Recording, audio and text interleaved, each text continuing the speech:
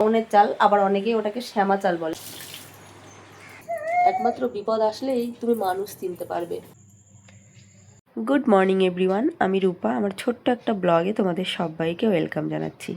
আশা করছি সবাই খুব ভালো আছো, সুস্থ আছো। আমি ভালো নেই গো। মেয়েটার তো কদিন থেকে শরীর খারাপ রয়েইছে, তার মধ্যে আমার শরীরটাও হঠাৎ করেই খারাপ হয়ে গেল। কেন যে এমন হলো আমি নিজেই বুঝে উঠতে পারছি না। গতকাল থেকেই প্রচণ্ড শরীর খারাপ, হঠাৎ করেই ঠান্ডা লাগলো, তারপরে জ্বর।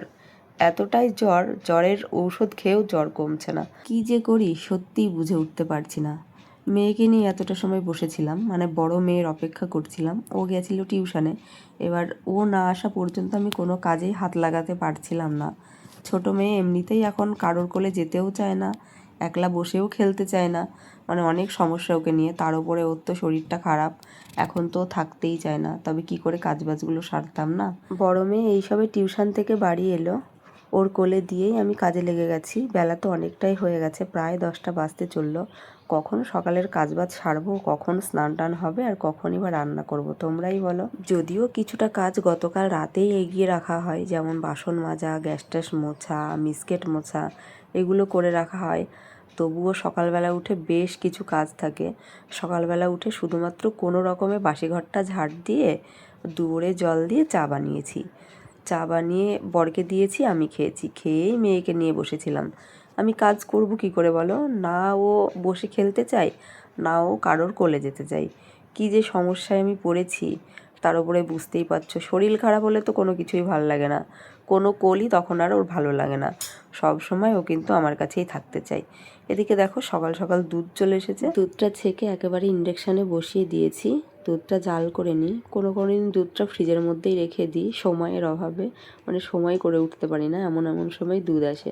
তবে রাতের বেলা যখন দুধটা জাল করে খেতে যায় না, তখন দুধের যেন মানে স্বাদটা থাকে না। সকালবেলায় মানে যখন দুধটা দিয়ে যাই, তখন যদি জাল করে রাখা হয়, তারপরে রাতের বেলা আরও একবার ফুটিয়ে যখন খাই, সেই দুধের একটা আলাদাই স্বাদ। আর কাঁচা দুধ সেই সকাল থেকে রাত পর্যন্ত ফ্রিজের মধ্যে রেখে সেই দুধটা যখন জাল করে খাই, সেই দুধের একটা অন্যরকম স্বাদ, মানে অতটাও টেস্ট আসে না। তবে কোনো দিন ফ্রিজের মধ্যে রেখেও খাওয়া হয়, কিছু করার থাকে না, সময়ের অভাবে। বুঝতেই পারছো, ছোট বাচ্চা নিয়ে সমস্ত কাজ এখন একলা হাতেই করতে হয়, অনেকটা চাপের হয়ে যায় আমার কাছে, সেই জন্য হয়ে ওঠে না। তো এদিকে দেখো তোমাদের সাথে কথা বলতে বলতে চায়ের বাসনগুলোও আমি কিন্তু ধুয়ে নিয়েছি। আরও একবার মিসকেট মুছে নিলাম, গ্যাসটাও মুছে নিলাম। যদিও রাতের বেলা মুছে রাখা হয়, তারপরে আরও একবার সকালে মুছে নিই, এটা ভেবে হয়তো রাতের বেলা কোনো কিছু যদি ঘুরে বেড়ায়, যেমন মাকড়সা, গিরগিটি, টিকটিকি, এসব তো ঘুরতেই পারে না। তো অনেক সময় রান্না করতে গিয়ে কোনো খাবার গ্যাসের ওপরেও পড়ে যায়, এবারে খুন্তি টুন্তি রাখা হয়, বুঝতেই পারছো। সেই খুন্তি আবার তরকারি, ভাত এগুলোর মধ্যে দেওয়া হয়। তো ওই জন্য আমি কিন্তু মুছেই নিই। তাছাড়াও বাসি থাকে, বুঝতেই পারছো, ওই জন্য ডবল করে করা হয়। তবে রাতের বেলা ক্লিন করে মোছা হয়, সকালবেলা উঠে কোনো রকমে একটু হাত বুলিয়ে নিলেই হয়ে যায়।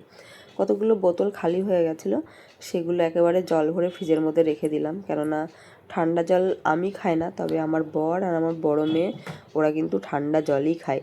যদি সারা দিন রাত 24 ঘন্টা বৃষ্টি হয়, মানে ওয়েদার যদি ঠান্ডা হয়েও যায়, তারপরে ওদের কিন্তু ঠান্ডা জলটাই চাই। তো ওদের কথা মাথায় রেখেই আমাকে জলটা কিন্তু ফ্রিজের মধ্যেই রাখতে হয়, কি আর করা যাবে। আর এদিকে দেখো বেশ কিছু ড্রেসপত্র ছিল, যেগুলো আমি হাতেই কাচা ধোয়া করে নিয়েছি। গতকাল রাতে আর এগুলো ভিজিয়ে রেখেছিলাম না, মানে সময় হয়ে ওঠেনি। এগুলো সকালে ভিজিয়ে মানে একটু গরম জলের মধ্যে দিয়ে এগুলো কাচা ধোয়া করে নিয়েছি। আর এদিকে দেখো আমার ঘর ঝাড় দেওয়া মোছাও হয়ে গেছে। এর মধ্যে আমার বোন ফোন করেছিল, মানে বোনের সাথে কথা বলতে বলতেই কিন্তু এই কাজগুলো সেরে নিয়েছি।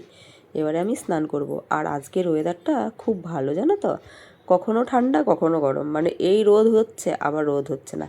আর আমার অবস্থা দেখো, এরকম ওয়েদারেও কত ঘাম দিচ্ছে। আসলে কি বলো তো, প্যারাসিটামল খেয়েছি তো, ওই জন্যই কিন্তু এত ঘাম হচ্ছে। আমি এই জন্যই প্যারাসিটামল খেতে চাই না, কেননা খাওয়ার পরে কেমনই যে একটা অশান্তি ফিল হয়, মানে গরমটা আমি আর সহ্য করতে পারি না। স্নান করে উঠেই মেয়ের জন্য ভাত রান্না করে নিয়েছি।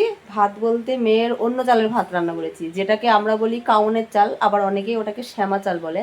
তো সেই চালেরই একটুখানি ভাত রান্না করেছি। যেহেতু ডক্টর দুধ খাওয়াতে বারণ করে দিয়েছে, তবুও খাওয়াতে হচ্ছে, কিছু করার নেই। সকালবেলা একবার খাইয়েছি, আর একবার মুড়ির গুঁড়ো অল্প একটু খাইয়েছি, খিদে তো পেয়েছে। তো দেখি শ্যামা চালের ভাত তো করেছি, খাবে কি বলতে পারছি না। একটু আলু দিয়েছি, একটু লবণ, একটু হলুদ, একটু তেল দিয়েছি, কিন্তু কেমন লাগবে আমি জানি না, করে তো নিয়েছি, ওকে ওটা খাওয়াবো। আর আমাদের জন্য ভাত বসিয়েছি, আলু ভাতের মধ্যে দিয়েছি, আজকে আলু সেদ্ধ থাকবে আর আলু দিয়ে পটল দিয়ে একটা চচ্চড়ি টাইপের জলের সাথে বসিয়ে দেবো। আজকে যেহেতু পঞ্চমী আর আমাদের তো রান্না করতে নেই, মানে ছ্যাকছুক করতে নেই, রান্না করতে আছে, সেদ্ধ সেদ্ধ খেতে পারবো, তো ওই জন্য আলু পটলের ঝোল বলতে পারো। এবারে কেটে বেছে লবণ হলুদ তেল দিয়ে বসিয়ে দেবো মেখে। ভাতটা হতে থাক। আমাদের যেহেতু খিচুড়ি রয়েছে, কালকে সেই খিচুড়ি এনেছিল, মানে খেতে তো পারিনি, ওটাই আর কি এখন খাবো। আর যে ভাতটা এখন হচ্ছে বর খাবে, আর আমাদের যদি ইচ্ছা করে আমার আর মেয়ের, তাহলে আমরা বিকেলবেলা খেয়ে নেব। আর কালকে রাতে জানো তো শুকনো লঙ্কা ভেজে রেখেছি, আজকে তো ভাজতে নেই, ওটা দিয়ে আলুটা মাখাবো। তো চলো আগে মেয়েকে খাওয়াই। এই দেখো মেয়ের ভাত, এই যে নিয়ে আমি কিন্তু ঘরেও চলে এসেছি, এখন খাবে কি সেটাই দেখার পালা। তো চলো খাইয়ে দিই আগে। এই যে তরকারিটা আলু পটল লঙ্কা কেটে দিয়ে করছি, মানে একসাথে মেখে বসিয়ে দিয়েছি, এই তরকারিটা আজকে খেতে যে কী বাজে লাগবে তোমাদের কি বলবো। কিন্তু এই তরকারি অন্য কোনো দিন শখ করে যখন বানিয়ে খাবো না, তখন এই তরকারির স্বাদ দ্বিগুণ বেড়ে যায়। খেয়ে যেন পুষাই না, মনে হয় আরও খায় আরও খায়, কিন্তু এই তরকারিটা আজকে একদম ভালো লাগবে না, কোনো কিছুর সাথেই ভালো লাগবে না খেতে। সে রুটি বলো মুড়ি বলো ভাত বলো, রুটি তো আজকে খেতে নেই, তবে গতকাল যদি ভেজে রাখতাম তাহলে কিন্তু খাওয়া যেত, আজকে ভেজে খেতে নেই। তোমাদের তো বললাম আমাদের দুপুরের ভাত খেতে খেতে বিকেল হয়ে যাবে, এখন 4:45 বাজে, তবু এত রোদ মনে হচ্ছে না যে 5:45 বাজে। এখন অল্প একটু ভাত নিয়েছি, খেতে তো একদমই ইচ্ছা করছে না, তবে একটা ঔষধ খাবো বলে ভাতগুলো খেতে বসেছি। একদম এক মুঠো ভাত দিয়েছি আলু সেদ্ধ দিয়ে। এই যে রাতে তো কালকে শুকনো লঙ্কা ভেজে রেখেছিলাম যে আজকে আলু সেদ্ধ মাখাবো, তবে মেয়ে আলু সেদ্ধ মাখিয়েছে, আমি মাখাইনি গো। তো চলো একটুখানি খেয়ে নিই, খেয়ে থালা বাসন রয়েছে ওগুলো মাজবো ভাবছি। তো মন তো সায় দিচ্ছে না, মনে হচ্ছে না যে কোনো কিছু করি, আবার শুয়েও শান্তি লাগছে না,